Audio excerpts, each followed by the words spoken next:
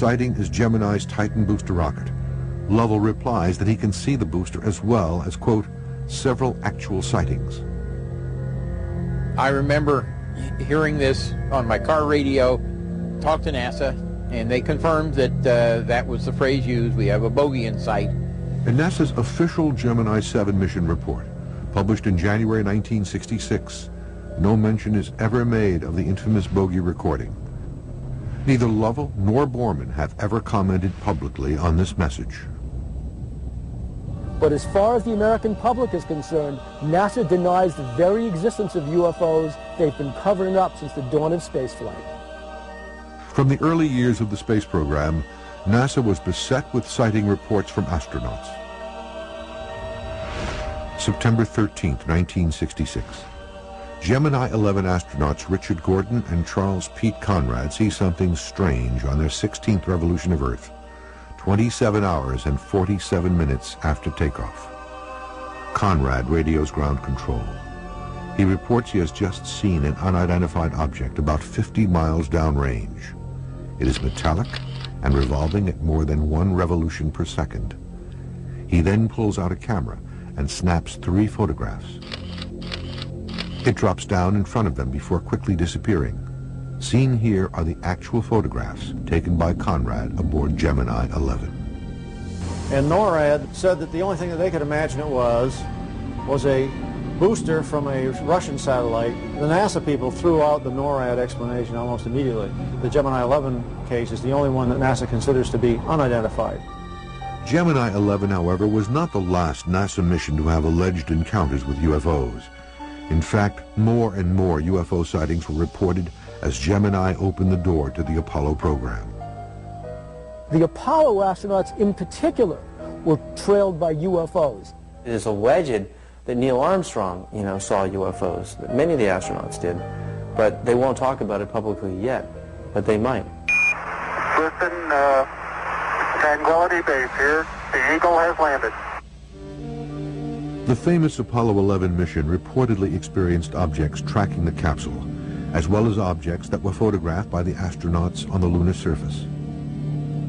4 months later, on November 14, 1969, Apollo 12 commander Pete Conrad reports back to NASA that he sees an unidentified object out his window.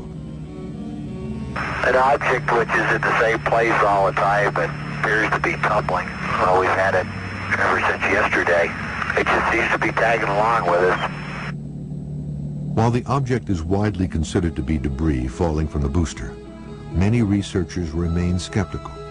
They suggest such an object would be incapable of tracking a fast-moving space capsule for an extended period of time. As the Apollo missions open the door to the space shuttle program, experts are convinced the door was also open to an increased level of UFO activity in outer space. In 1981, NASA initiates the Space Shuttle program, and with it, an unprecedented wave of UFO sightings, including astounding audio and video evidence. One highly controversial recording emerges from STS-29, a Space Shuttle Discovery flight on March 13, 1989.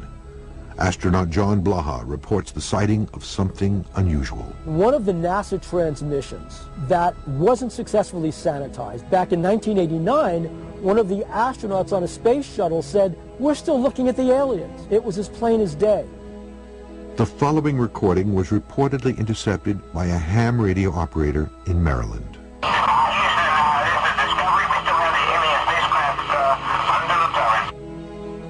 To this day, NASA has neither confirmed nor denied the validity of this transmission.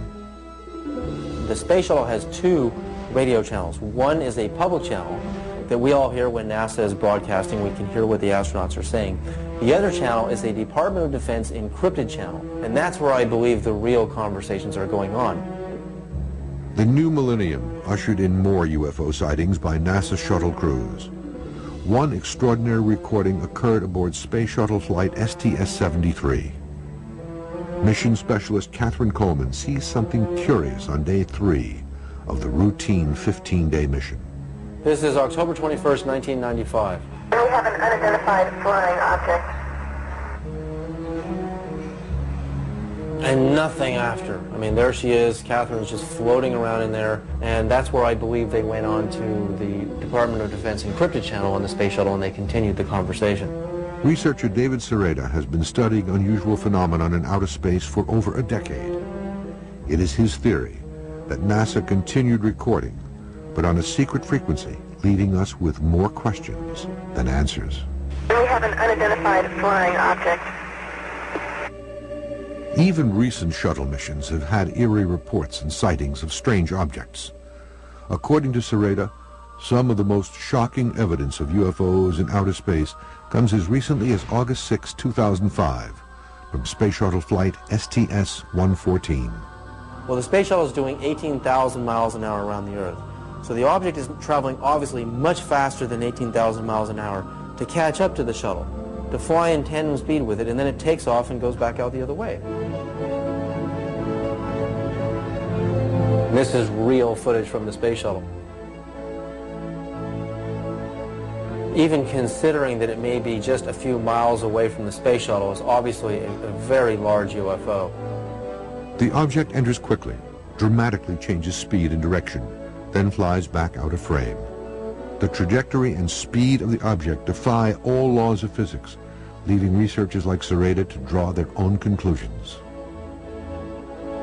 When you zoom in on video frames or any digital media, you get pixelation. So some of the rectangular shapes you see are pixels, but notice also you can see the round aura of light around it, so you can still differentiate shapes within the pixels. There's no way that's dust and debris. There's no way it's another satellite. When you go through process of elimination, you know that what we're seeing in STS-114 is truly a UFO. There's really nothing else out there like that. Since NASA does not comment on the topic of UFOs, the authenticity of space recordings and sightings cannot be officially confirmed, which leaves many questions unanswered. UFOs constantly trailed our spaceships around planet Earth, the space shuttle, but more importantly, all the Project Apollo spacecraft on the way to the moon. I think a lot of astronauts are going to start coming forward and testifying to what they have seen. My impression is the guys who go running around saying the NASA stuff proves something are hyping it. As Earth's airspace grows more and more crowded each day and more people than ever take to the skies, is it possible that reports like the ones you've just seen will continue? There are reams and reams of official reports by commercial aircraft, by private aircraft, and military aircraft about pilot encounters.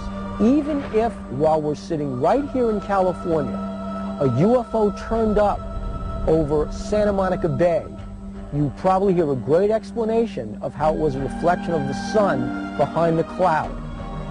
So many reports from so many experienced pilots of strange phenomenon and frightening encounters with UFOs since the beginning of manned flight.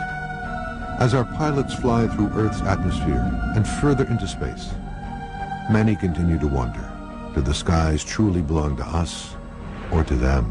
3179, we got a passenger taking a picture of it right now. Read right. Looks like a UFO. 500,000 acres of land, thousands of workers, billions of dollars in development, schools, stores, movie theaters, and still no one knew it existed. The biggest American secret of all time is now uncovered. Hidden cities dedicated to the race for the first atomic bomb, the Lost Worlds, next on the History Channel.